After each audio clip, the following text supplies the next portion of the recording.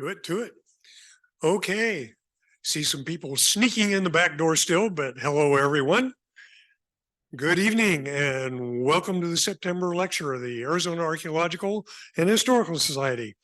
As most of you probably know, ARC&HIS was founded way back in 1916 by Byron Cummings, the first archaeologist director of the Arizona State Museum.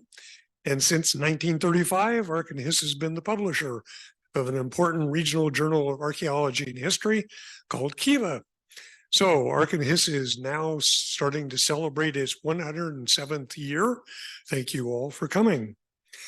My name is Rich Lang, and I'm your president for the 2023-24 ARC&HIS year. Again, welcome to everyone who is joining us in person. Great to see you all out here. This is the first one in a while, or joining us by Zoom, or finding these lectures eventually via YouTube and our new website. This month, we are returning to in-person lecture opportunities as one of our society's offerings. We are also returning to many of the activities that ARC&HIS has traditionally done, once again doing field trips, organizing a used book sale to benefit the Arizona State Museum Library and Archives, and selling our swag like ball caps and t-shirts, but not tonight, at regional conferences and other events. I'll turn this over in a minute to one of our vice presidents for activities, Susan Beerer, to let you know about the activities upcoming for ARC&HIS and to introduce tonight's speaker. But before I do that, we would like to acknowledge the land status and heritage of the place we all presently call home. The Arizona State Museum and the University of Arizona are situated on land that has been home to indigenous peoples for at least 13,000 years. Today, the Tucson area is home to the Awatam and the Pascua Yaqui. Currently, there are 22 federally recognized Native nations with ancestral and reservation lands in the state of Arizona. Committed to diversity and inclusion, we in the university strive to build sustainable relationships with sovereign Native nations and indigenous communities through educational offerings, partnerships, and community service. So I'll turn it over with that introduction to Susan for some further announcements and to introduce our speakers. Susan. Thank you, Rich. Good evening, everyone. Thank you for coming.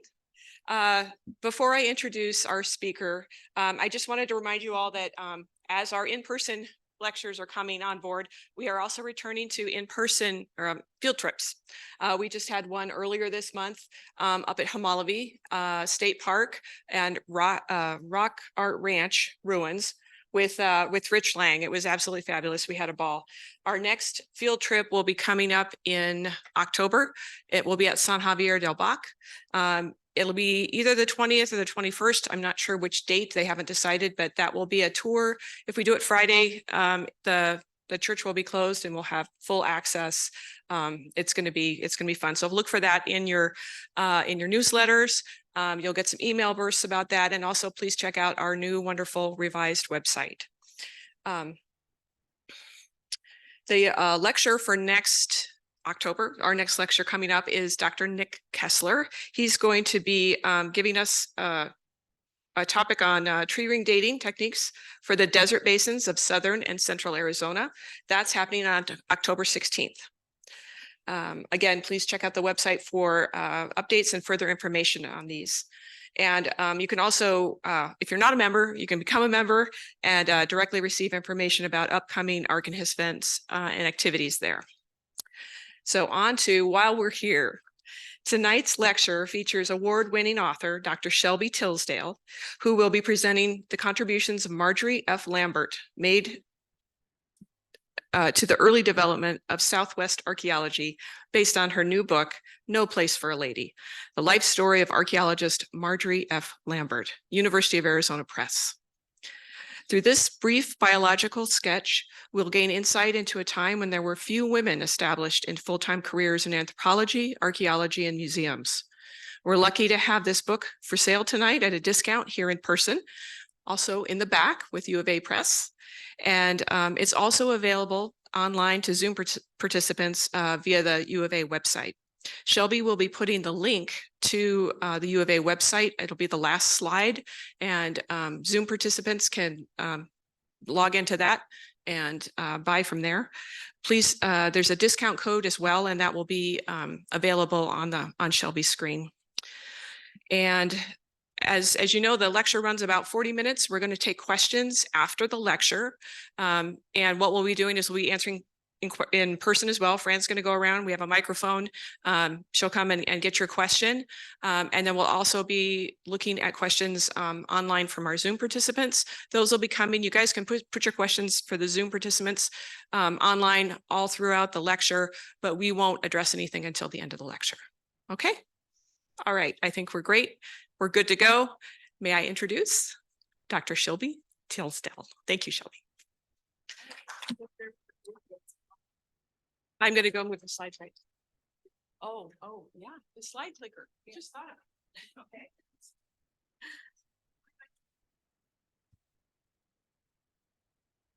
We're going to see if we can find a clicker to move the slides. So, but while we're doing that, hello, it's so great to see everyone here in person. This is wonderful instead of the little boxes that we have to look at when we see Zoom. But I also want to thank our audience who's tuning in online as well. So welcome. And boy, I'm seeing some wonderful familiar old friends here. This is wonderful. I just recently moved back to Tucson after I retired from the Center of Southwest Studies, where I was the director at Fort Lewis College in Durango. So first of all, I do want to go ahead and just thank a few folks, if you could bear with me. One, I want to thank Susan for her wonderful introduction.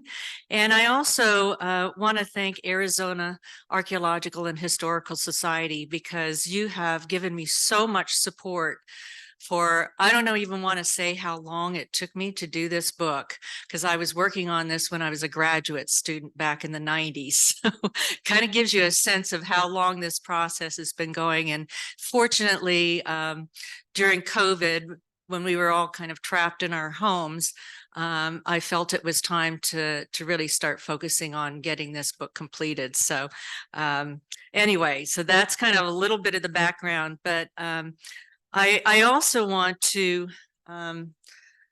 we'll see if we can find a clicker. In the meantime, maybe Susan can, okay, Susan might be my clickers here. So, so let's move to the next slide if we can. Perfect. So I thought I would just give you a brief introduction of how I met Marjorie and how I got interested in her career, her interest in anthropology and archaeology, and how it kind of helped to lead me down the path that I followed. I met Marjorie probably in 1983, shortly after I started working at the School of American Research. It is now called the School for Advanced Research in Santa Fe, but I'm going to continue to call it School of American Research, mainly because that's how I remember it, but also throughout all of Marge's life, it was the School of American Research. So that's what I'll use throughout my my talk tonight, as well as sometimes I might say SAR, and that's a reference to the School of American Research. I started working there at the Indian Art Research as the assistant collections manager. And I got to know Marjorie because she was on the collections committee, and she would come to our meetings and help decide what collections to take into the research center and so on, as well as just she shared so much knowledge about the collections with us as staff while we were there too. And in 1984, early summer of 1984, I was asked to go over to the Lambert home to pack up their Indian art collection. They had pottery, baskets, textiles, jewelry, all kinds of incredible works in their collection. And the reason they were wanting to pack up this collection, they wanted to move it all to the Indian Art Research Center as a long-term loan, with the eventual parts of that collection becoming a gift to the SAR over the years. And so that was how I got to know Marjorie and her husband, Jack. And Jack was at a point in his life where he had lost his hearing completely. He was losing his balance a lot. Jack was about 6'4", and Marge was about 5'2", and she was losing her sight, and it was becoming very difficult if he would fall for her to get him back up. So they decided maybe it was time to move him into a facility where he could get full-time care. And then Marge moved into an apartment. After moving into the apartment, she and Jack gave their home, which was just up the road from the SAR campus, to the SAR, donated the home. That home now has become a scholar residence for one of the scholars, especially a scholar who has a family, because it's got a couple of bedrooms. And then the horse stalls have been converted into another resident scholar home for, and it's named after Marjorie. And she was so delighted she got to see it before she passed away. So that was wonderful. So anyway, I would, once we met, and I was tasked with going and picking her up and bringing her to the SAR for board meetings. She was on the board for collection committee meetings, as well as some of our brown bag lunches. And those lunches were great because we had scholars from all over who would come in and do lunchtime talks to the staff and to the public. And Marge always loved to come to these. So I would go and pick her up and bring her to the SAR. And then, of course, take her home. And on these trips, she would often mention that she was losing more and more of her eyesight. And she asked me, she was really sweet and really appreciated my picking her up. And I suggested to her one night, I said, why don't we do this? Why don't we get together on Wednesday nights? I'll come over to your apartment and I'd be happy to read to you. Next slide, please. And so that's what we started doing in the fall of 1984.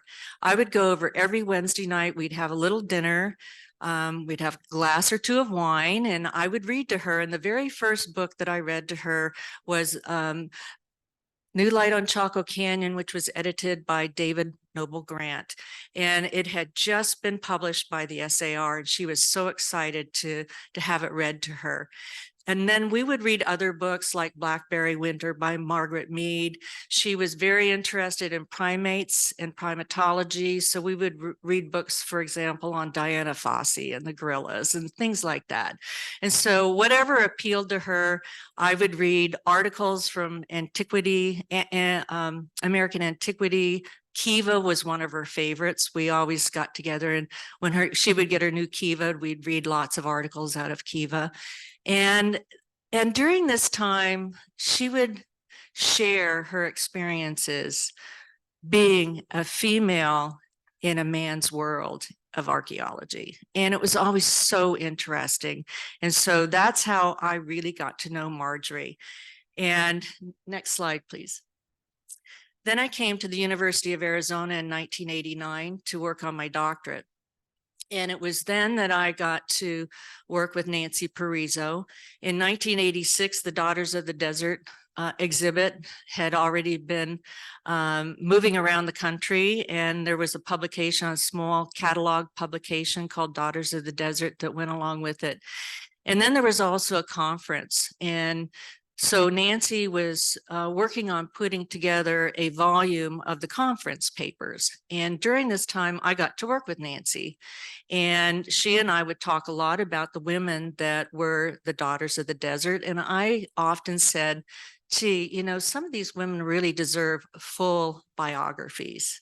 And so the more we talked, she said, well, Marge, why don't you kind of, one time when you're visiting in Santa Fe, why don't you just see if Marge might be interested?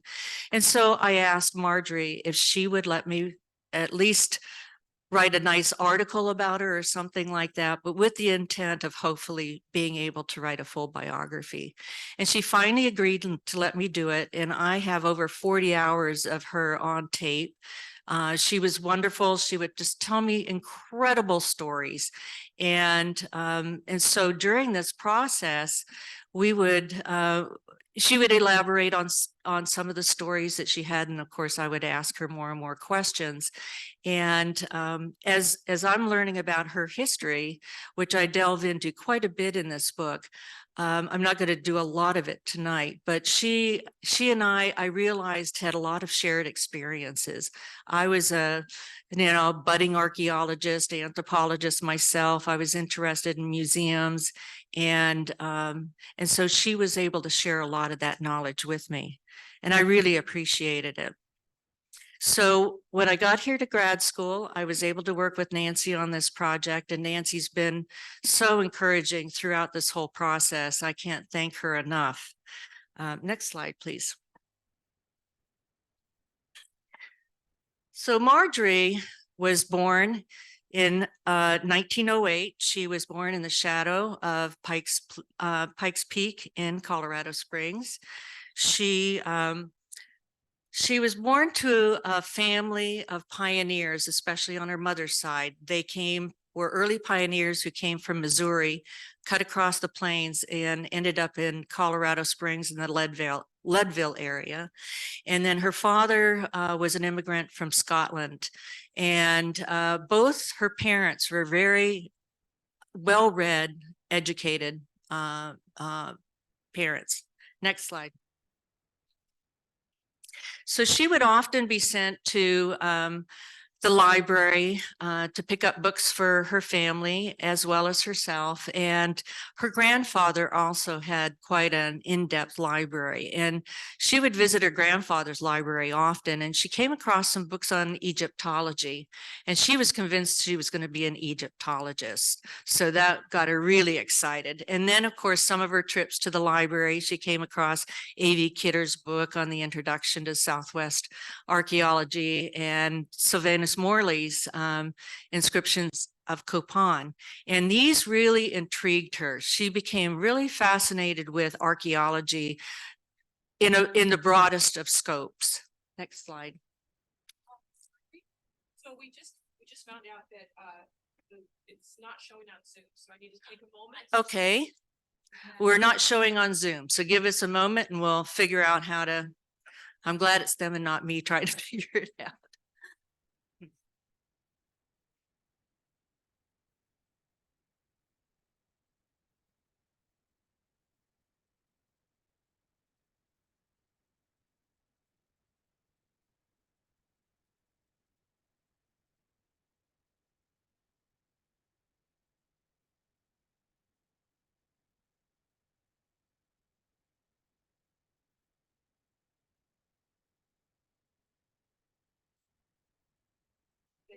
We're good? Okay. Hopefully we're seeing this on Zoom now. So when she finished high school, graduated from high school in 1926, she attended Colorado College there in Colorado Springs. She went to Colorado College and so did her brother, because it was during the Depression and her parents couldn't afford to send them out of state to go to school. So she and her brother both got their education at Colorado College. And while she was there, oftentimes the faculty would bring in guest speakers. And they would bring in people like Edgar Lee Hewitt and Sylvanus Morley. And at the time, Edgar Lee Hewitt was the director of the School of American Research, the Museum of New Mexico, and was also on the faculty teaching archaeology and anthropology at the University of New Mexico. Sylvanus Morley was tied in with the SAR and also had an office at the Palace of the Governor. So he would come and go quite often. He wasn't like a permanent staff or anything like that, but he would come up oftentimes with Hewitt, and they would go to different classes and give lectures, and Marjorie would go to every one of their lectures, and she got to know them fairly personally. And I think Hewitt really saw something in Marjorie. And so next slide. So after she graduated from Colorado College in 1930, she went to grad school at the University of New Mexico, and she received a full fellowship to go to grad school. She was the only one in the department to receive the fellowship. So you can imagine with some of her male colleagues that it didn't sit pretty well. So, but she managed to muddle through, and Before she started classes, though, that summer, she attended Hewitt's field camp. It's called Battleship Rock Field Camp, and they excavated at a site outside of Jemez Springs called Unshagi. And this was an interesting field camp. It was pretty rustic, but it was up in the mountains. It was nice and cool. It was a beautiful site, had river just right next to it. And the students seemed to really enjoy it. And a lot of students came from other universities from all over the country. So she got to meet a lot of different people from outside of the state. Next slide. In 1931, she spent part of the year, part of the summer at Battleship Rock Camp and worked at Nonashagi, another site that was up in the mountains. These were Unshagi and Nonashagi were dating to about 1300 CE. They were Jemez ancestral Puebloan sites. They were very rocky, very difficult to get to and very difficult to work in.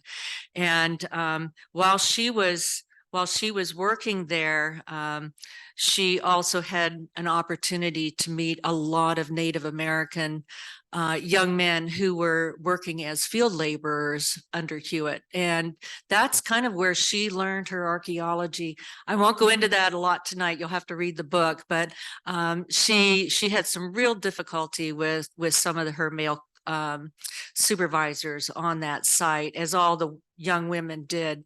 And it was the young indigenous men who really took these women under the wing and taught them how to do archaeology. She also in 1931 spent part of the summer at Chaco Canyon working at Chetro Kettle. And that was at the time Hewitt was running that field. He was running both of those field camps. And this was an exciting time. This was at the time when they uncovered one of the niches underneath the bench that was full of all kinds of shell and turquoise beads. That was just this kind of huge, big deal of a find. And they actually used Marge's hand to kind of get when they took a picture, to get a scope of kind of the size of this niche that they discovered. Next slide. While the students were there, they would entertain themselves often by going over to the trading post. Some of the old Wetherill buildings were still standing, and one was an old trading post. And they would go over and go through all the pawn. There was a lot of jewelry. There were lots of baskets and textiles and so on. And she bought this concha belt. And I love this photo because on the back of it, she has written, "I'm so proud of my new concha belt. I'm just going to wear it all the time." And I swear, almost every picture you see her in, especially in the 30s, she's wearing that belt. She just loved it. And she was such a hoot about that. She would say, oh, they'd get these dried up old prunes that had bugs in them. And I mean, it was just kind of crazy what they would find in this trading post. Next slide. One of the things that Hewitt did would, of course, entertain a lot of tourists and visitors and so on who would come out to the site, and also, students coming from other universities. University of Arizona, a lot of students would come up from the University of Arizona to visit Chaco Canyon while they were excavating there. Also, one of the things that Hewitt was doing with his archaeology students, if they were in the field, they had to take their master's exams in the field. So Marjorie was called in one day. She was out in the field working away and got called in to come in and take her exam. No preparation, no time to prep, just come in, you're taking your exam right now. So, and it was in one of the old buildings that was still standing again. That was one of the old Wetherill buildings. And I've just put in that I think maybe he's standing there waiting for Marge to show up to take her exam. But she got in there, she was taking the exam. There was a big healing ceremony going on among the Navajo or the Diné. And at that time, specifically at that time. Plus, she had one of her faculty members who came from the University of New Mexico, got stranded on the other side of Escovado Wash during a flood the night before. So he couldn't get to the site until the next morning. So he wasn't happy. So she was really nervous when she went in to take her exam. And she passed. She did very well, as you can imagine. And she said it was just at the time that she finished, the Navajo were just doing they were chasing what they called the devil, and they were all on horseback. So it was just kind of like they were all going around and around this building when she finally finished, and she was just terrified. She wasn't so much terrified as fascinated as to what was going on, because she knew there was a healing ceremony, but terrified that she was going to fail her exam. Next. This is just a list of some of the sites that she worked on while she was still working at UNM. After she finished her master's in 1931, she became a faculty member at the University of New Mexico. She also worked on a lot of different sites. These sites are primarily Paurai, Quawa, and Pa'ako are kind of in the Albuquerque, Bernalillo vicinity. Yisiwa, she worked at that site twice. She went back out in the 1950s. That was at Jemez Springs, and it had been partially covered over by a monastery there. She also, once she left Chaco Canyon, she still went out to Chaco Canyon several years as a staff member. She was no longer a student, so she was teaching staff. Next. Her first big project where she was all by herself as a supervisor of a project was at Tecolote.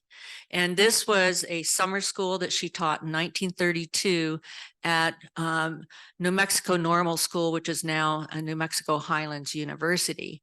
And Tecolote was a site that was eroding out of the side of a wash. And so she had her students, the first part of the semester, the students had to take an intro to anthropology class from her, and then they went out in the field. And she not only had students, but she also had a number of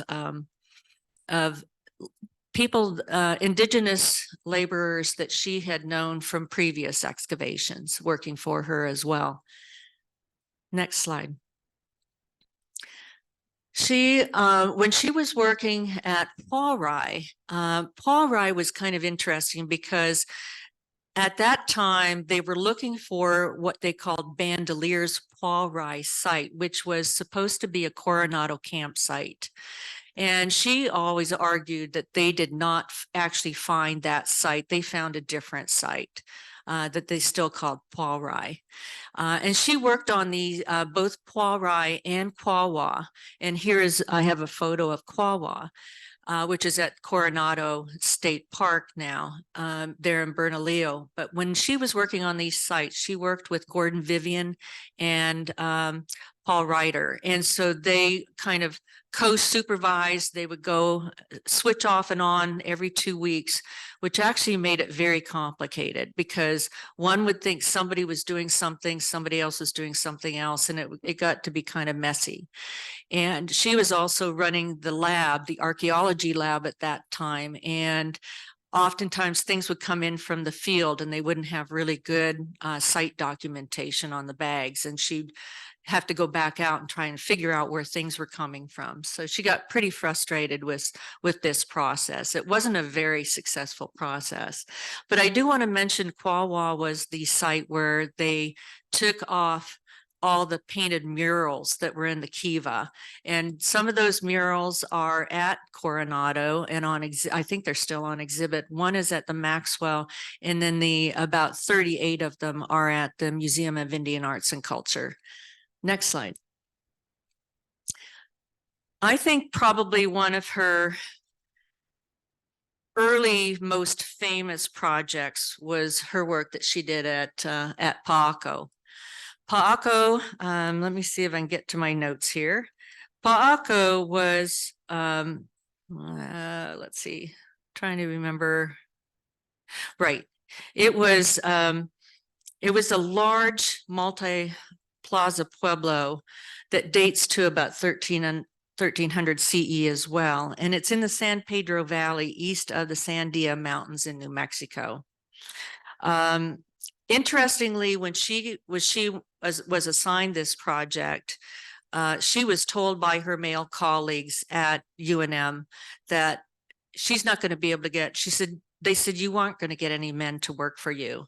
And she was able to hire a full male crew. She had a Native American and Hispano men working for her. And many of these men, she got to know their families and they became lifelong friends. She just had a way of working with people that was very natural for her. And she had a really wonderful relationship with her workers. And she, of course, you can see on the slide on the right, they're all dressed up because they're working out there in the wintertime, right? So it would get a little cold. But her biggest frustration with this site was the University of New Mexico owned this site at the time, but they weren't allowed to go across the fence, which was another part of the site that had a lot of agricultural influence. And she really wanted to know more about that, but they weren't allowed to cross that fence, that property line. But while she was working out there, she dug a lot of test trenches. She was really interested in the stratigraphy of this site. And one day Hewitt came out to visit her and he said, "What are you doing?" And she said, "Well, I'm looking at the stratigraphy. I'm trying to figure out all the layers of human occupation at this site." And he said, "Don't waste your time. Just get the artifacts. Just because he was trying to fill the museum with collections." And that was, I think, the first time, because Hewitt was one of her, he was really her mentor. He was like a father figure to her. And that was just devastating to her. It was so discouraging and so disappointing because she was working with other colleagues from other places and learning all these techniques and wanting to apply them to her archaeological sites. And Hewitt just was not interested at all in that. And there's a lot written about Hewitt and his approach to archaeology. Anyway, next slide. After she finished in March working out at Pa'aco, she went back down to UNM, and Hewitt decided to bring her up to Santa Fe to work at the Museum of New Mexico, just to learn a little bit about the museum and kind of how things operate. And during this time, she went to a party out at Arroyo Hondo, and she met this man. His name was Jack Lambert, good-looking man. He was totally enamored with her and started courting her immediately. And they went on their first date. They went on a picnic to an archaeological site. And it was Sonkowe, just outside of what is now Bandelier National Monument. And she was like, this was something she had never experienced in her life. And she was just thrilled. And then she went back to UNM, back down to Albuquerque. And every time, Jack would come down and take her on a date to be somebody, it would be someplace like that. It was always something really special. But Jack was 11 years older than Marge. Marge was also married at the time, although she was separated from her husband. Her first marriage didn't last very long at all, but she remained married to George Tishy, just I think more for safety reasons than anything else. It was easier just to be married. And so she decided that, well, he was 11 years older than her. He was maybe too old. And so she told him she didn't want to date him anymore. And she was kind of heeding her mother's advice not to date an older man. So she cut it off at that point. But they would meet up again later. I don't know if I'll have time to talk about it, but we'll see. Next slide.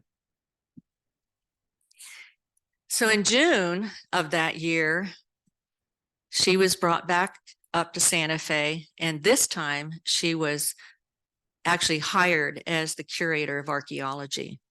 And her first office was in the Palace of the Governor. She worked out of the palace for a number of years. And her first office that she had there had been J.P. Harrington's office. And J.P. Harrington is a really well-known linguist, ethnographer, and kind of temperamental person. And she would hear just stories about Harrington while she was there, especially Morley, because Morley knew Harrington when he was there. And he would come to her office and say, well, you should have seen this office back when JP was here. So anyway, lots of stories there.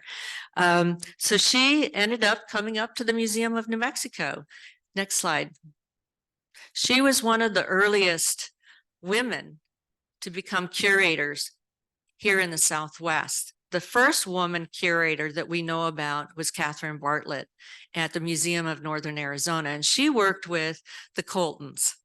And next slide. And then the second two women to become curators were, excuse me, H. Marie Wormington and of course Marjorie. And Wormington was she was assigned the curator of archaeology at the Museum of Natural History, Denver Museum of Natural History, which is now the Denver Museum of Nature and Science in Denver, of course. And what was interesting about her, she was a paleontologist, a really, really good paleontologist, well-known paleontologist. And she had, throughout her whole career, she had male directors trying to remove her from her position, but she managed to stay there for 31 years. And when Marjorie came to the Museum of New Mexico in 1937, she was replacing a male person, a male who had been in that position, who was sent back down to UNM by Hewitt. And her male colleagues at the museum, of course, gave her quite a hard time because they liked him and they were upset that she replaced him. But for 32 years, she had the will and she persisted, and she managed to, put up with a lot, but she made it. So anyway, here she is. She's the new curator of archaeology. Next slide, please. When she arrived at the museum, like so many museums at that time period, they were just cases in rooms full of artifacts and ethnographic objects. No interpretive information, no labels. Sometimes they might have like this has weapons, and some other things might have some sort of information about what's in those cases. But she also found that the collections areas were a mess. A lot of the collections areas had leaks. The walls were leaking, the ceilings were leaking. They were dusty and dirty, and also just the shelving itself was totally inappropriate for the collections. So she took it upon herself to try and clean up those collections. She was really early on at collections management as we know it today. And she also started cataloging and documenting these collections. I mean, they were just sitting in boxes on shelves. So she took it upon herself to do that. But most importantly, she created thematic interpretive exhibitions so that when the public would come in, they would learn about the archaeology. So she would do archaeology of something like the Rio Grande, or she would do something like a Membrace pottery exhibit and talk about the Membrace. And she was just really at the forefront of interpretive exhibits, but also she was very much at the forefront of public archaeology. She thought it was really important for the public to understand what archaeology was all about, as well as anthropology. And she felt that through her exhibits, the public coming in would learn a little bit more about it. Next slide. One of the things she did, of course, was do a lot of tours for the public, as well as school children. And she loved doing the tours because it gave her an opportunity to expand more on the exhibits. She also was responsible for the Spanish colonial collections. And so she, at the time, the Spanish Colonial Society stored their collections at the museum. And so she would do exhibits with their collections as well. And here she is giving a talk. I think this is in the 1950s, I think. Next. In addition to her years of work at the museum, she was also involved in a lot of organizations in the Santa Fe area, but also as the curator of archaeology. By default, she was the secretary of the Archaeological Society of New Mexico. And she would, organize their meetings. She would take their minutes. She organized their lectures series and their conferences and so on. So that kept her very busy. And then she was also involved in a number of other organizations. The Indian Arts Fund, which I see I've got on there twice. During the war, she volunteered for the Red Cross Motor Corps, and she would transport injured servicemen from the Bruins Hospital there in Santa Fe. She would take them out to, by motor car, she would take them out to different Pueblo feast days. And so that was another way of her educating the public about the indigenous people and Pueblo people in particular around the Santa Fe area. She also belonged to the New Mexico Association on Indian Affairs. Very early on, she was brought in to work on that. They did a lot of activism. Pueblos would come to them and ask for help. For example, they really tried to fight the Bursum Bill. I mean, they were very involved with fighting the Bursum Bill. They were also very active in trying to help the Cochiti when they were starting to look at putting a dam along the river. And that, those were the kinds of projects they would get it very involved with. And Marge was right in there with them. She also got very involved with the Santa Fe Indian market. She was a judge. She also helped a lot of the Native artists get their applications in and things like that so that they could participate in Indian market. And as I said earlier, she was a member of the Spanish Colonial Society. Next. While she was the curator of archaeology at the museum, she really didn't have a lot of time to do archaeology anymore. I mean, it was just one of those things that she just never had time to go out in the field. And so she finally convinced the director of the museum. There were two wells in the plaza or the courtyard of the Palace of the Governors.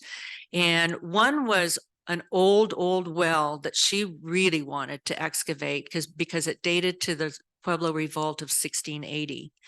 But instead, they wouldn't let her excavate that one because it was really in a area where a lot of visitor traffic was cutting through the plazas. So they had her do one a little further away. And in this one, this was more historic. It had, they didn't find a lot of material, but they did find some things like ink wells and pens and things like that.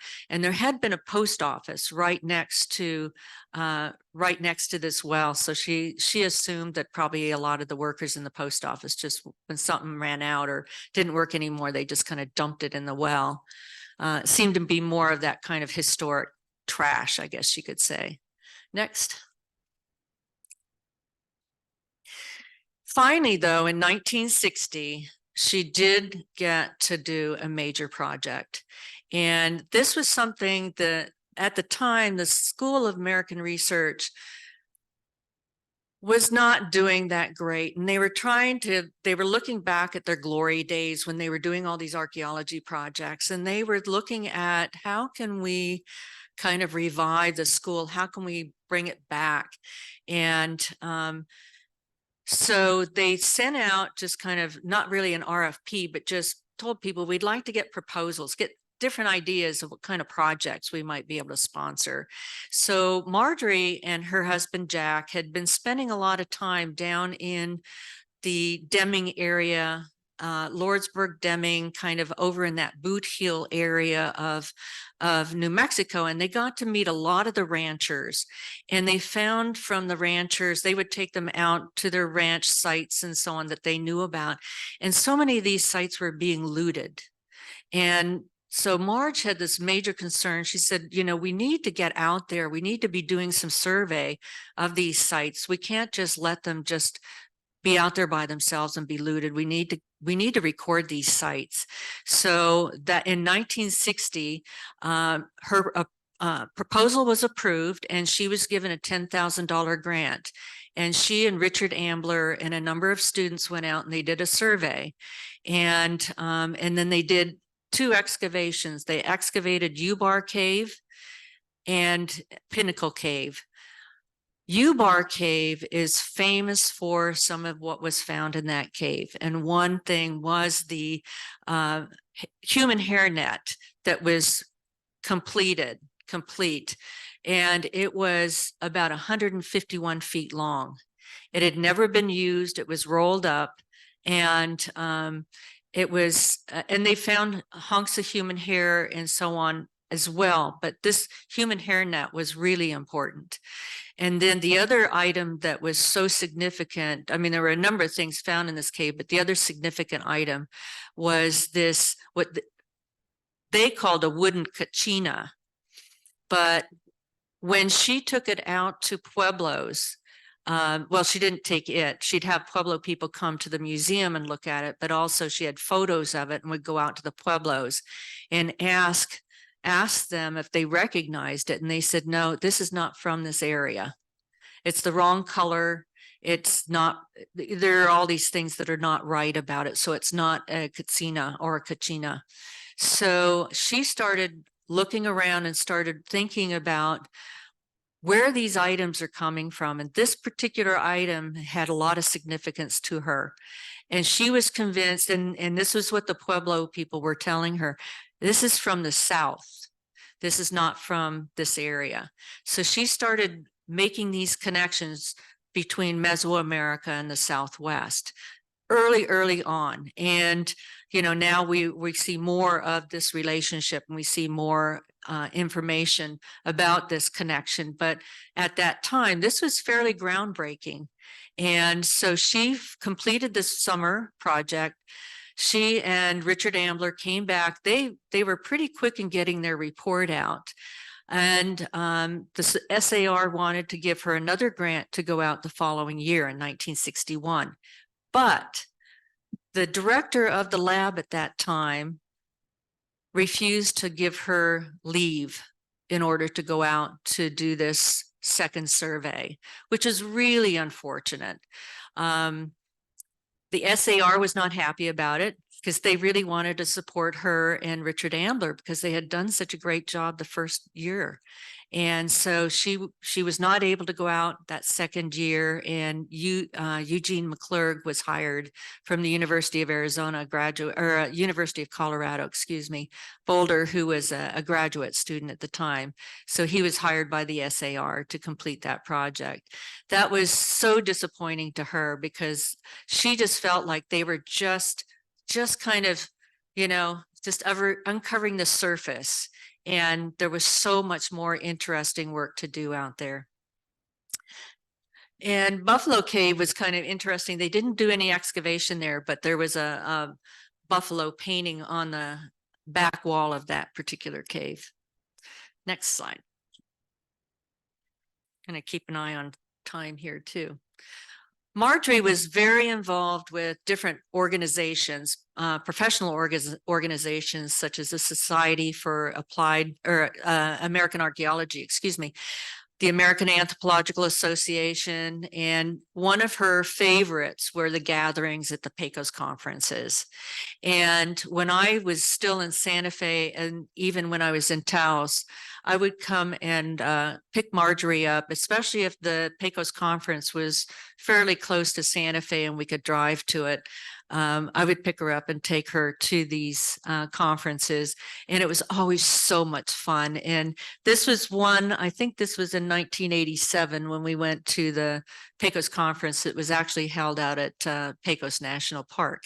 And you know, when she would go to these Pecos conferences, I mean, people would just gather around her because she was just so exuberant and so full of knowledge, and just asking her questions. And then the memories of some of her age group compatriots and colleagues would just, the things they would share with each other and the stories. I just loved hanging out with her because I would hear so many of these great stories of these adventures they had in the field. Next.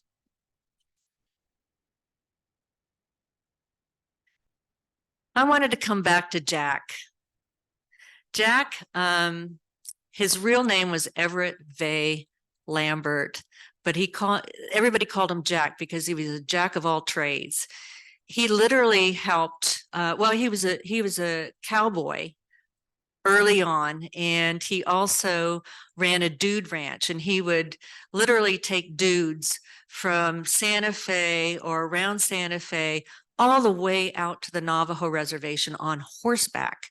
That was before there were fences and all kinds of things. And apparently he was quite the camp cook as well. And Margie would talk about that a lot, about the wonderful food Jack would fix on these trips. But he had a huge following. He had people like Mary Cabot Wheelwright, who is famous for starting the Wheelwright Museum in Santa Fe. She was one of his. She would come out every year from the East Coast and go out. And you know, this is back at the early 1900s when women were wearing full dresses, and but she's on horseback. And it's interesting to see some of the photos from that time period, and Mary and Jack on one of their trips. But Jack was also he loved diversity. He loved the different people in New Mexico. He had so many Native friends and so many Hispano friends. And one of the things that I think that really brought Jack and Marge together were they had such common interests. And they loved the Southwest. They loved the landscape. They loved the people. They loved the arts. They loved the architecture. They just loved everything about it. And they were such a great couple. They also threw some pretty doggone good parties from what I hear at their house up across from what is now the SAR campus. But they had a wonderful life together. And when I guess it was late 1949, Jack ran into Marjorie again. He hadn't seen her in years, not since probably 1937. And he saw her and he realized he was still smitten with her. And so he asked a friend at one of the museums what her marriage status was. And that person said, well, I think she's single. I never see her with anyone. And so he started to contact her, and she was still married at the time. And Jack was able to pay off her former husband to get a divorce. So they were free to get married. And in 1950, they got married and had a great marriage. Next.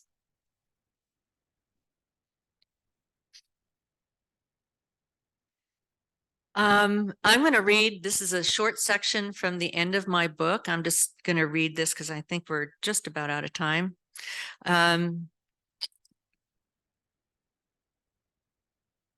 It is hoped that Marjorie Ferguson Lambert's experiences as a young woman in a male-dominated field will provide insight for those young women entering the field today and tomorrow.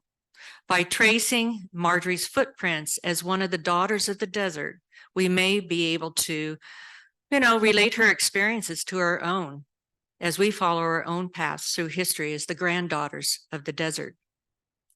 Through her field excavations and historic research, she has added to our knowledge of the deep history of human occupation in the Southwest. If she had to choose a lifetime career over again, it would be anthropology. And I should say that anthropology to her included archaeology. It was a combination of the two. She often said, quote, "I think that anthropology is important. That's my final statement. It's super important. I don't think we're going to survive as a culture unless we understand anthropology and what anthropology is all about, human history," end quote. Marjorie passed away on December 16th, 2006 at the age of 98 in Santa Fe. She will be remembered as a true role model and beloved mentor. As archaeologists and anthropologists, we know that there is much to be learned from those who have gone before us. And with that, there are a few organizations I want to thank. Next slide. First of all, of course, is the Arizona Archaeological and Historical Society. Thank you for having me come and talk tonight for the first in-person presentation in a long time. And I also want to thank Arch and His for the financial support that they have provided to me, not only for the research on this book, but also with a very generous publication subvention. And they also provided a wonderful publication subvention on another book that I just recently did with U of A Press called Federico. And I think we've got copies of that back in the back as well. But I also, University of Arizona Press has been so wonderful to work with. Everyone, the whole staff, everyone there are priceless. And, we're so good about shepherding an author through every step of the process. And whenever we ran into a snag, we worked together to try to figure it out. And it was so wonderful. I also want to thank some of these organizations who provided photos for me to use in the book, because the photos tell a lot of stories in themselves. And so some of these are just listed here. Next slide. So I want to thank you very much for having me here tonight. And we do have copies of the book, as Susan said, in the back of the room.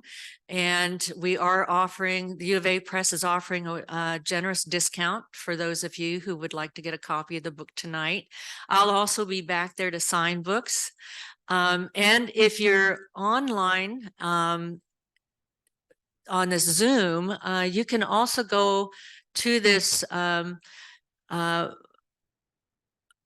the U of A Press, and you can use the code AZEFLR to get your discount for the book.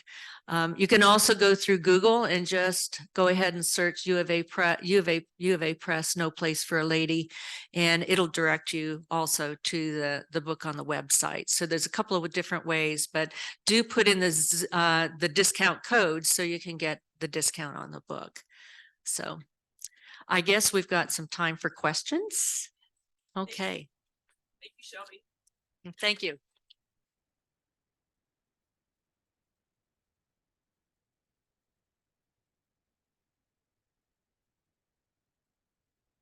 I'll bring the mic if anyone has questions here.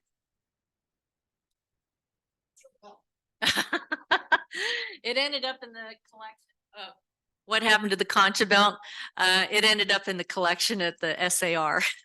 It's in the Indie Art Research Center. Good question.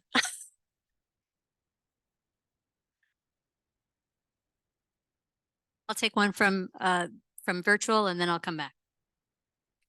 I need to go back. Okay, I'll come here first.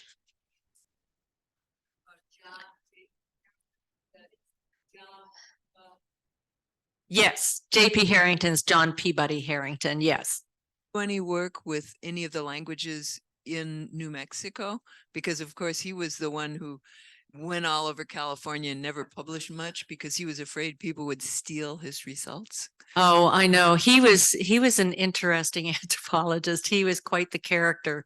And you're right. I don't think he did a lot in New Mexico with the Pueblos. I mean, he is best known for the work in California. And of course his former wife, Carol Beth Laird, has written an incredible book about their marriage and his eccentricities in the field and so on. But he, exactly, you point out, he was very, very protective of his research. And one of the stories that Morley mentioned to Marge when she first moved into that office was that whenever you'd go to see J.P. Harrington in his office, there were papers everywhere all over the floor, and there was like nowhere to walk into his office, so you had to kind of stay out in the doorway if you wanted to talk to him about anything. So yeah, he was quite the character. I see another hand up here.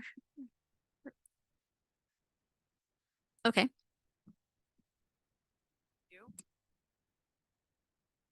You can all see them on the screen too. So we have one question up here from Alan. You mentioned the Bursum bill. Can you please explain what it was? And then we're going to follow up with Kelly's question next. Right. The Bursum bill, oh gosh, it's been so long since I've really studied the Bursum bill. I'm trying to remember all the details.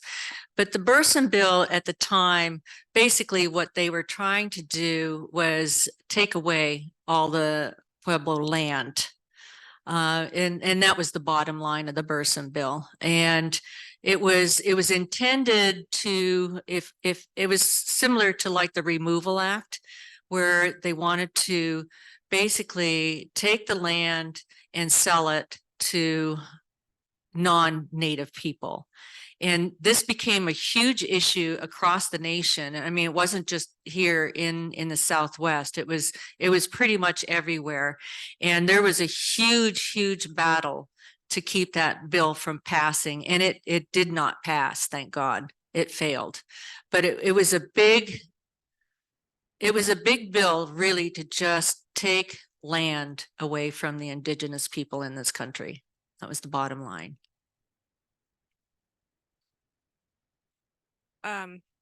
Now we have a question from Kelly Hayes-Gilpin. Claralee Tanner, Marge's U of A contemporary, refused to call herself a feminist. Did you ever ask Marge what she thought about feminism? Marge never considered herself a feminist either. Did everybody hear what that question was? Yeah, she would never have called herself a feminist, not in a million years. She always considered herself a lady.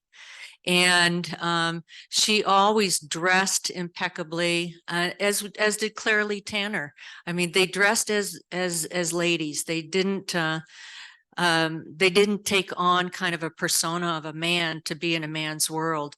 And I think that, I think the feminist movement, when it started, I never really got a sense from Marge that she felt one way or the other during the ERA and some other things that were happening. I think she was just, women at that time period, they, and Florence Holly Ellis is another one who often said, we just put up with it, because if we didn't, we would lose our jobs. I mean, that was the bottom line. Men would say, why should you have this position when a man should have a position, because he's got a family to feed?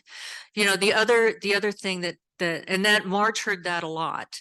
And then the other thing was the inequity in terms of pay, because even her colleagues who were in lower positions than her always made more money than she did, especially if they were males.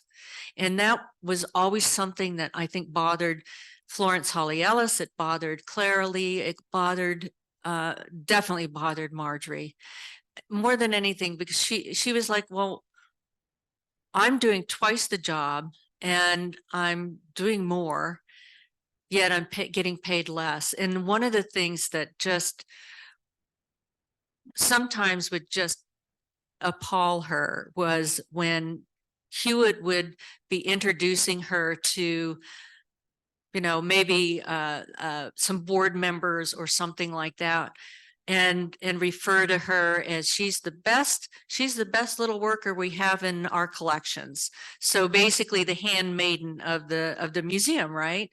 And oh, she would just like, you would never say that to a man.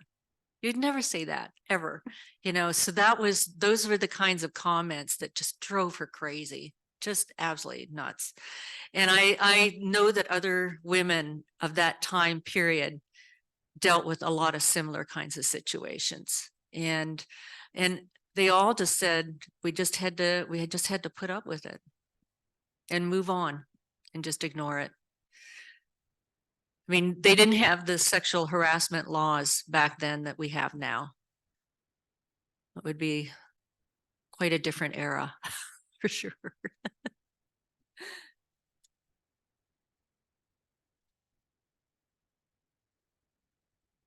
Okay, one more online here. Okay.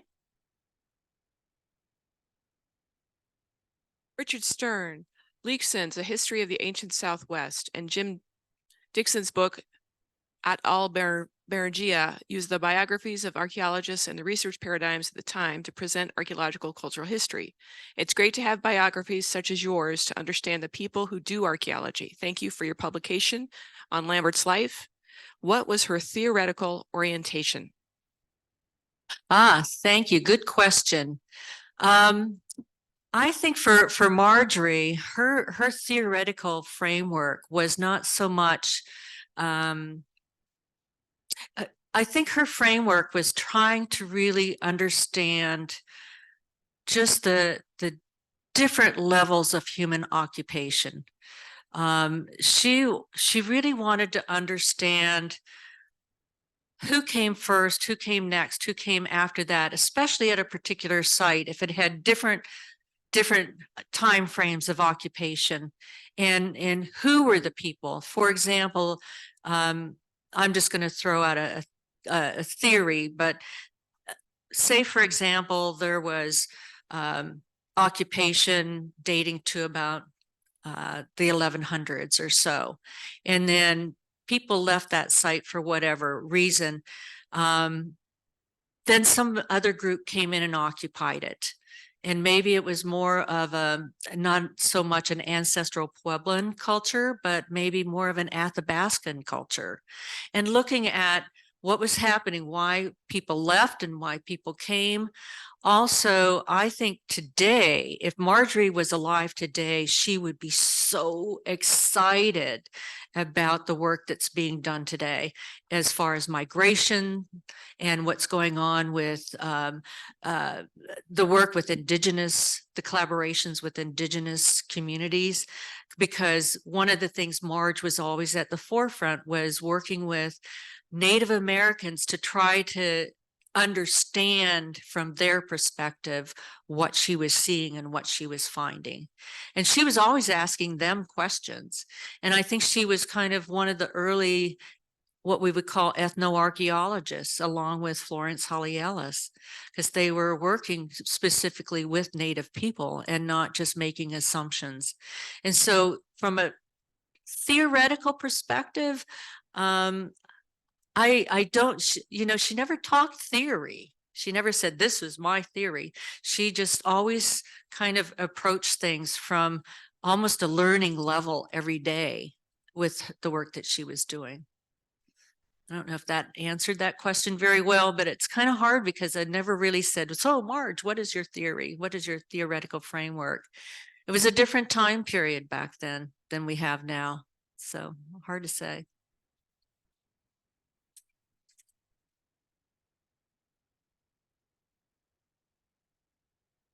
Thank you. So you're talking how she was really interested in looking at stratigraphy and trying to reconstruct that, but was kind of prevented from doing that work. Was she ever able to get back to that? No. Unfortunately, it was after her work at Pa'ako.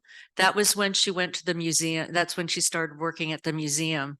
And she was so busy with new exhibits and trying to get the collection straightened out, that she never had an opportunity to go back in the field to do, major projects like that. She would go out to smaller projects here and there that were being run by somebody else, but she just never had that chance to go out and really run her own project again, other than the well and Hidalgo County. But she, after that particular confrontation with Hewitt at Pa'ako, her admiration of Hewitt just bottomed out. She really didn't respect him anymore. She really had a hard time. And it was really unfortunate because he had helped her so much, really promoted her and got her, really into the field. And it was just such a disappointment for her.